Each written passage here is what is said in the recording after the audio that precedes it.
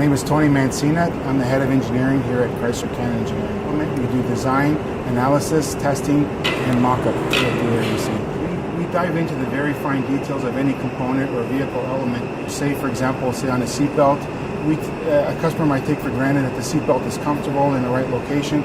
We get into those specific items, such as where's the location of the seatbelt supposed to be, how does it meet regulatory requirements, things of that nature. The way we test components or subsystems, as we like to call them, is that we develop severe tests.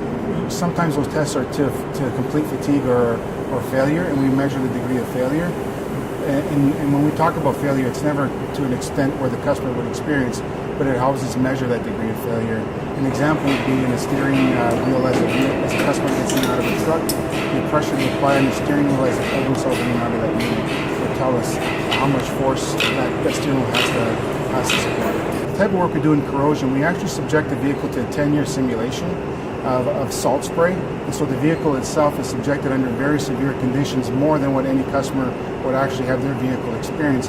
But we actually want to do that because we want to actually have the coating fail on the vehicle so we can measure the degree of failure. So the type of activity we conduct in our recyclability lab, it involves tearing down a vehicle which typically has just over 2,000 components on it. So the importance of that is we have to determine from a recyclability content, how long does it take to tear down that component. At the end of the day, an aftermarket recycler would need to identify where his business opportunities are.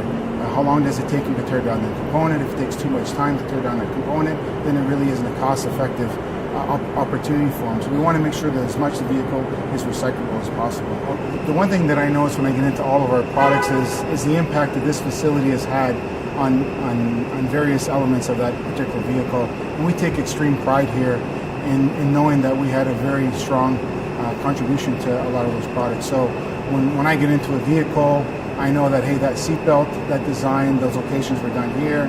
I know that steering column, the robustness of that design, we did that. So it gives you a real sense of pride, and I think it's a real accomplishment for the engineers and the technicians in this facility.